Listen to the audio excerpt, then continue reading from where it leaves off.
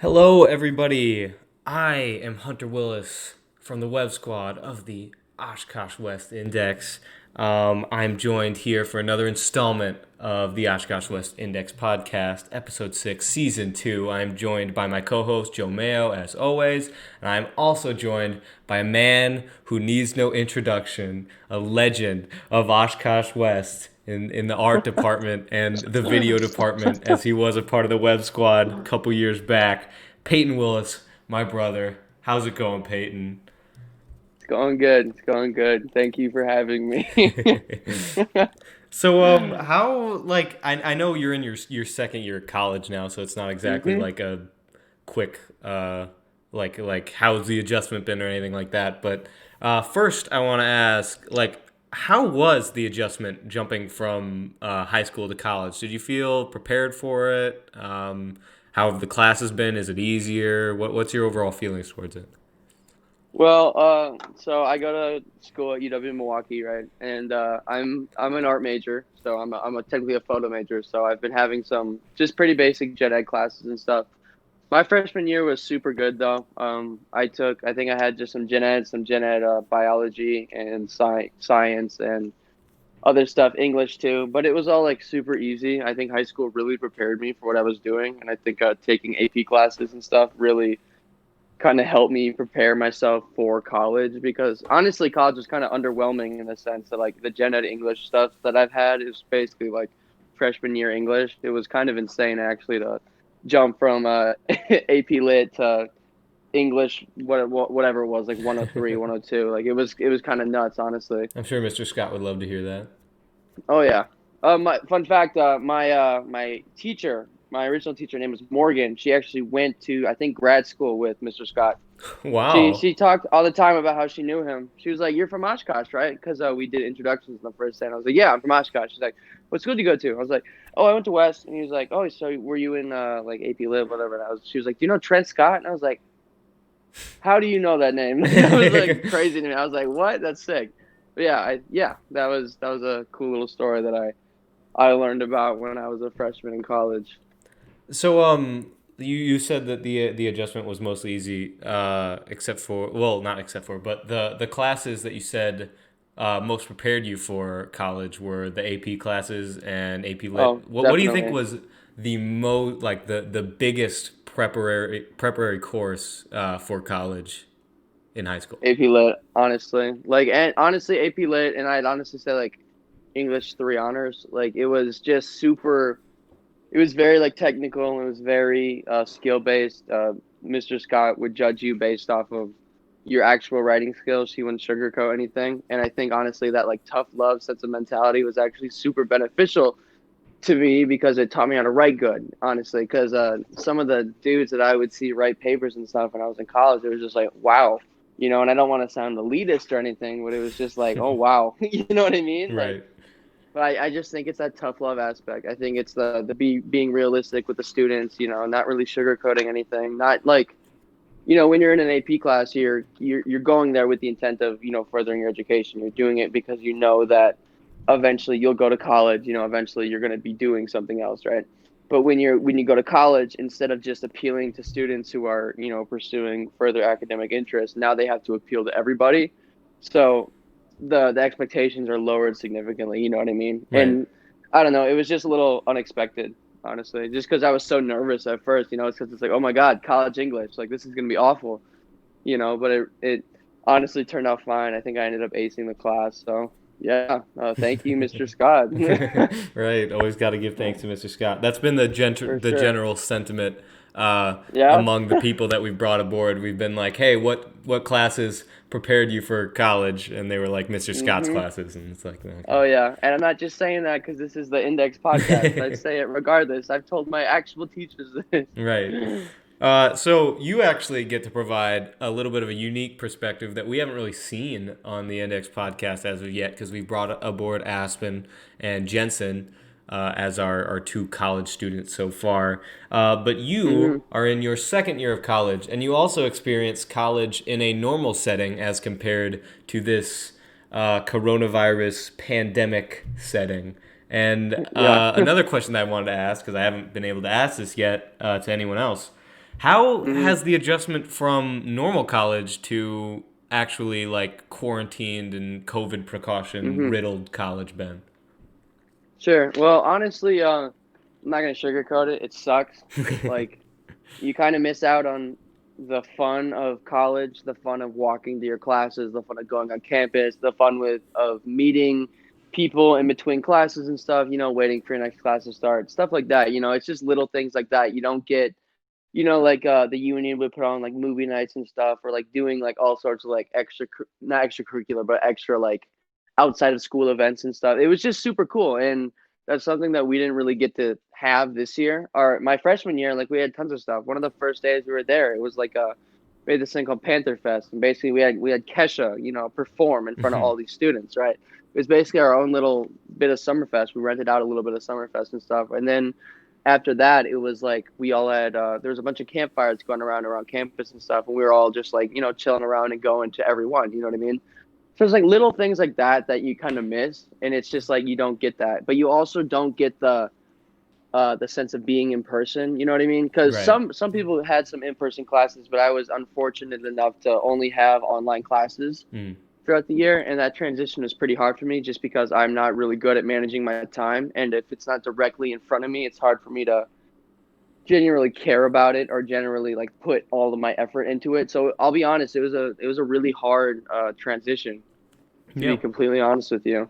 I But I that mean it works out. So I mean it worked out in my interest. So I don't it's not the worst thing in the world, but it certainly isn't something that I'd wish anyone else to go through. And I definitely feel bad for the people that had their first college experience be COVID. Like right. that sucks in my opinion because Hmm. they're missing out on very beneficial aspects of college. I mean, hell, I met some of my best friends at orientation. You know what I mean? Like Yeah. just little things like that. So Yeah, that's like for the most part, I feel like that's like people have. I feel like when you described your freshman year of college before the whole COVID stuff, and you talked about kind of how not I don't want to say easy because that's not how you described it, but easier it was than high yeah. school. It was it's not an entirely different feel from the people who started college in the COVID era, but it was definitely Hmm. a different way of looking at it Oh, for compared to sure. them because like their first experience was this COVID college, Online and hybrid yeah, they junk, weren't like really a it fan, sucks. and yeah, I wouldn't be either. yeah, right. So, if this COVID college continues for seniors transitioning next year into college, what advice would you give them to sort of be successful in the COVID college precautionary world? Well, I mean, honestly, the best thing you can do is just ditch out your classes, figure out which ones you have in person and which ones you don't, because some of my friends did have in-person classes throughout the semester, you know what I mean? So they had a little slice of freshman year that I didn't really get to get this year, you know what I mean? They had that little bit of in-person kind of heart-to-heart like connection so they could get their stuff down. But my biggest thing I think the most important is just to stay on top of your stuff. You know what I mean? Because their curriculum, they're not, especially during COVID. Teachers are understanding. They know students have things they're going through. They know that we're living through a major historical event. They're understanding. They're not like super cold like people that just brush off their students. They genuinely care. So I think just communicate.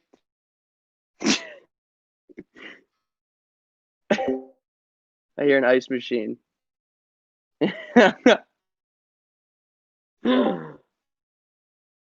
Yeah, I was hoping Hello. you'd ignore that. I I muted it on the recording thing, but not the actual thing. Uh, So continue with what you were doing.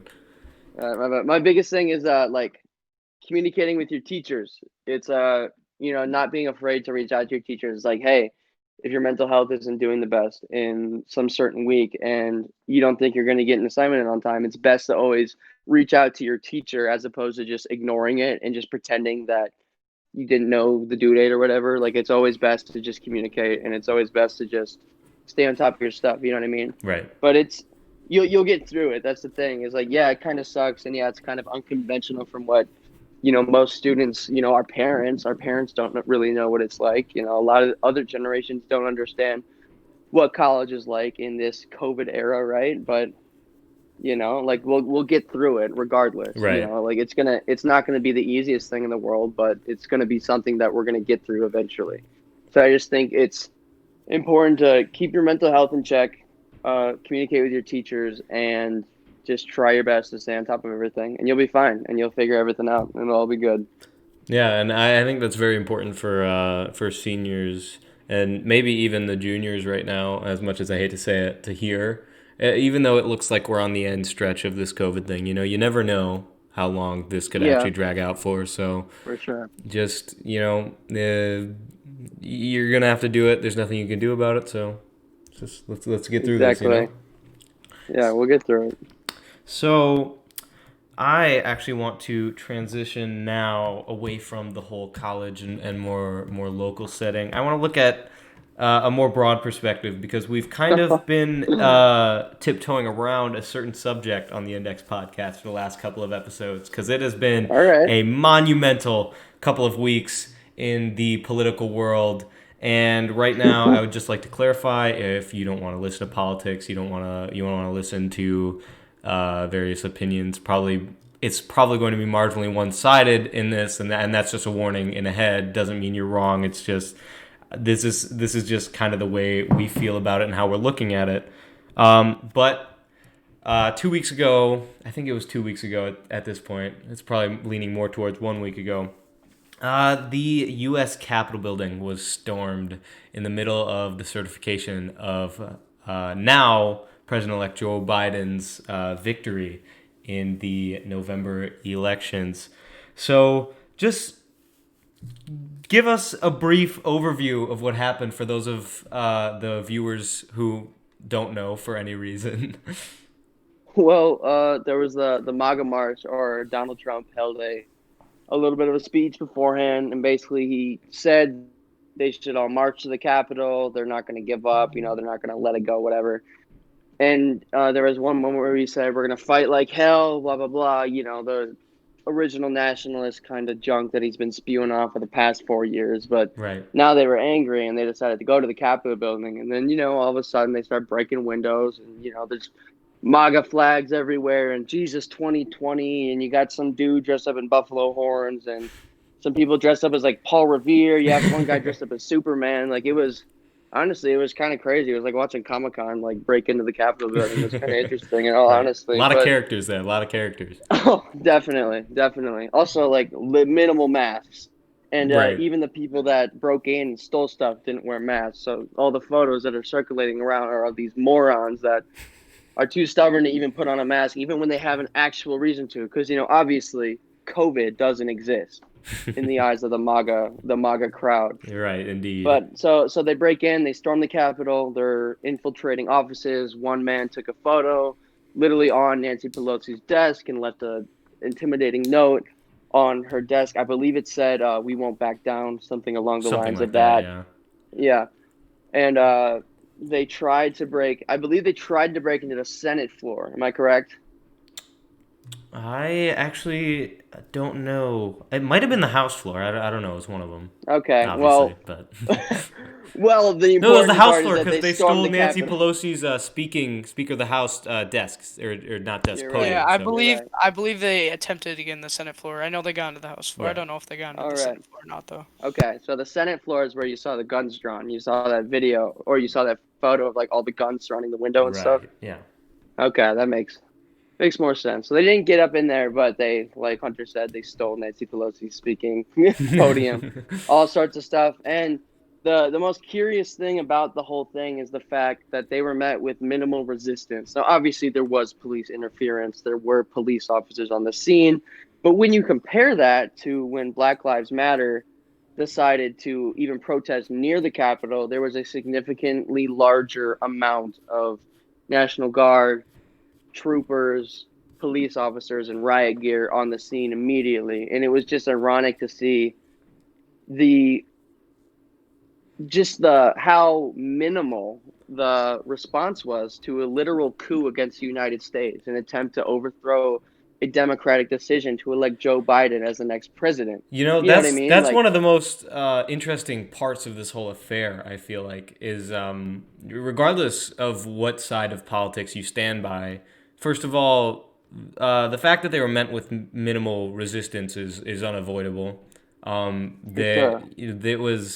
It was really just an underwhelming amount of backup that they had there, and that's just an Honestly, interesting concept. But the fact that yeah. even with that minimal resistance to this attempted coup on the United States government, we still had police fatalities, which is heartbreaking. But it Back to blue, am I right? and that's kind of the irony of the situation because however you look at it, this group of people is the side with the agenda that was sporting the whole Blue Lives Matter argument throughout this past year and has really been posting about it and have been adamant about it, and you really start to see the priorities of some of the people in this country as they start to prioritize Honestly, this leader over any belief that they really have. yeah. It's a very thin veil that I think that we're starting to see through now, and Oh, for sure. that's one of the biggest takeaways I had from the whole affair. They're fascist sympathizers. They appreciate more of an authoritarian style of leadership, and it's something that I feel is extremely dangerous. The fact that there are so many people out there that are just completely brainwashed by this moron's rhetoric. Seriously, like why do people idolize this guy? Why do Christians idolize this guy? Did they realize how many wives he's had? Like I don't. It just his values don't match up with any of theirs, and he's gotten this far based on solely nationalistic rhetoric. And I just think it's the people that actually listen and pay attention to the news realize that this man is a moron. Like, and you can even see that now, knowing that he was literally impeached. We got enough Republicans in the House to actually impeach the man again. People are starting to catch on. People are starting to not fear Trump as much as they used to. People are starting to speak out, feeling like things are finally starting, and I emphasize starting to get back to normal, sense of normalcy, to a sense of pre-Trump era type political ideologies. You know what I mean? I think it's just something that needs to go, and I think it's something that will go with time as more and more Republicans realize that they don't need to kiss up to this man anymore because he has little to no political power following January 20th. Actually, no, he has no political power. And you He's know, one thing that I think that there was a lot of terrible things that came out of this. There was a lot of realizations to be made about our government. There was a lot of realizations to be made about the danger of having the wrong person in power. Um, and I don't use that word wrong lightly. Uh, when you yeah. have a president that's now going to stand trial a second time, it's hard to deny the A reliability of him and the second time. credibility of him.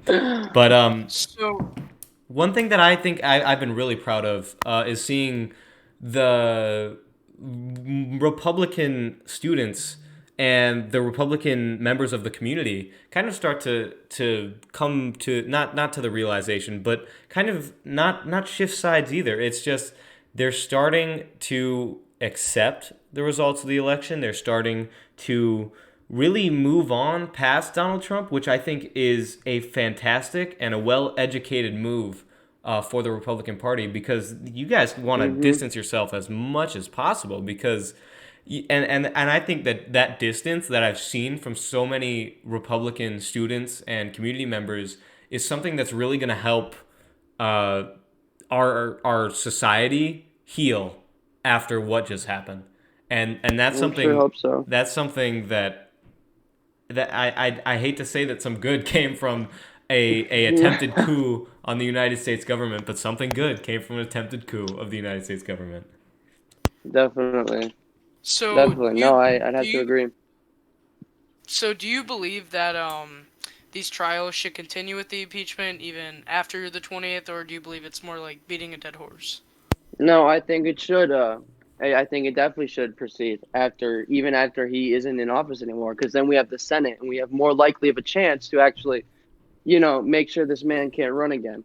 Because that's what we're doing. Democrats are waiting right now. They're waiting until we have control of the Senate so that we can basically finalize the impeachment, so that we can make it so that this man is not able to run for president ever again or in 2024, because that's kind of everyone's worry at this point is like he'll be back. You know what I mean? Like, okay, we defeated the beast for now, but he'll be back later. you know. So I think, yeah, maybe it is beating a dead horse in the eyes of the Republicans, but I definitely think that it's in the common good of all of America that this man cannot run for office again. I'm a firm believer in that. I do think that the impeachment process is it's kind of a long shot at this point. There's not Yeah. a like it's not real likely that we will see the actual conviction of President Donald Trump in the next Yeah. couple of weeks, former President Donald Trump. But No, he's still president. yeah, in a week. But it's obviously you need 2/3 majority in the Senate, I believe it is, for the impeachment process, and we only have like one more seat in the Senate. I shouldn't say we. The Democrats, sorry, only have one more seat in the Senate than the Republicans at this point, and Okay. it's it's a long shot to get to that 2/3, but it's For doable, sure. and if it is done, it's a monumental stepping Oh, stone, yeah. and it restores, I think, a lot of faith for a lot of people, both Republican and Democrat, in the actual democratic process. Yeah, And hopefully. yeah, I believe it's already monumental just to see someone getting impeached not once but twice, which Definitely. Twice. has never happened before. So We've Yeah, had I for think two. sure. already we've seen a game-changing move. I want to see like Yeah. a Fox Sports stat line that's like President Donald Trump, 2 impeachments. Every other president that's ever been a leader of the United States, also 2 impeachments. Because that's impressive. Those are big numbers right there. Trump has more impeachments than he has terms. Can we just talk about that? It's a fair point. But hey, if this one doesn't pass, you don't know if that's going to stand forever. That is true. That is true. You have a point. Right. I mean, it's important to acknowledge that, even, I think, is that, like, he's got just as many impeachments as the total amount of U.S. presidents in the past. Like, is that not a crazy, like, statistic? It's just nuts. It's just, it's just one more crazy, unique thing to add to Trump's god awful presidency. It's been a hell of a couple 4 years. You know what I mean? But it's just such a concluding end, in my opinion. It's just such a. There's no other way I would have seen Donald Trump going out than an actual coup against the United States and a second impeachment. You know what I mean? It's just the bow on top. You know what I mean? It's just tying it all together. It just I makes sense. I do, however, think that with the whole 2 impeachments in the same term thing, I do think that you can definitely make an argument as a Trump supporting Republican right now that it's because of the growing division between the parties as of right now. And I think there's Yeah. definitely a case for that because, we haven't really seen the impeachment process used a lot because the tensions haven't really been this high, like, before in In a United States while. history. Yeah, in a while. Like, obviously, you In could a argue the while. Civil War, but the last time the tensions were this high, half the states just got out of the Union. So, Yeah. For sure. I know what but you mean. definitely an interesting end to the presidency, and I think an interesting point for President-elect Joe Biden to kind of, take up shop on. It's going to be interesting to Yeah, see how this honestly. unfolds. Let's see how Sleepy Joe can do this. Let's go, Joe. Who knows? We'll see. I have faith in the man, but obviously you got to keep in mind he is a politician. Right. As much as we want to glorify these people, they're still politicians at the end of the day. They've all made mistakes, and they'll all continue to make mistakes. And So it's just important that we don't put him up on a pedestal like these Trump supporters are doing with Trump. We need to hold Joe Biden accountable for the things that he may or may not do. It's just important to keep our eyes out so we don't become the blind followers like what MAGA has turned into. You know what I mean? right. I couldn't have said that better. I mean, he's from what I've heard from talking to other Democrats, both in the community and just at the school through the student body. Yeah. It's Joe Biden is definitely not as liberal as a lot of people wanted, and Oh, no. he's a very centrist Democrat. Yeah. I think that a lot of the Democrats would argue.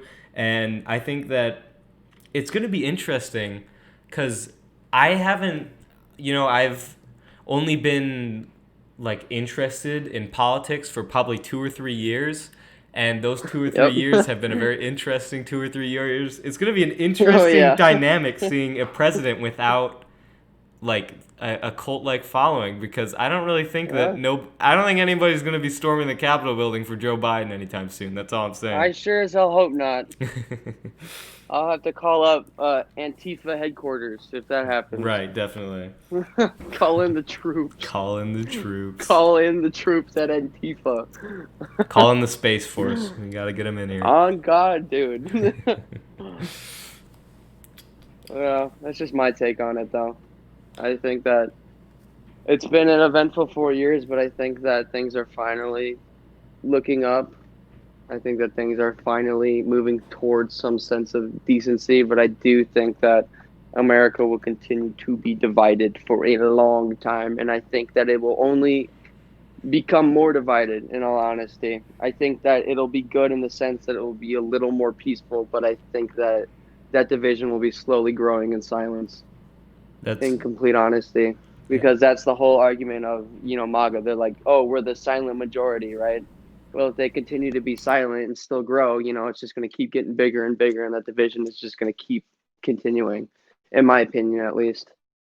Yeah, I mean, I haven't really thought about it like that. I mean, I obviously going into this presidency, I have a lot of high hopes for the future of the United States, and I by no means think that all the problems that we have right now are going to be gone. But going into this, like it has been hard for me to think about like this division not slowly dying off, but it's very much in the realm of possibility that Democrats and Republicans are fighting until the end of both parties. Until America eventually caves in on itself and destroys the world. Just saying, 30 years from now, we're going to look back at this podcast and we're going to see if we were right or not. Right. That's what we're going to do. Let's make some predictions. 30 years from now. All right, let's start with you, Joe. I feel like you've been quiet. Let's go. 30 years from now, what's the state of the United States? Let's go. I mean, I would say that the party systems will either change, evolve, or hopefully the party system just kind of diminishes. I feel like it's kind of a negative impact and a very dividing aspect of our country.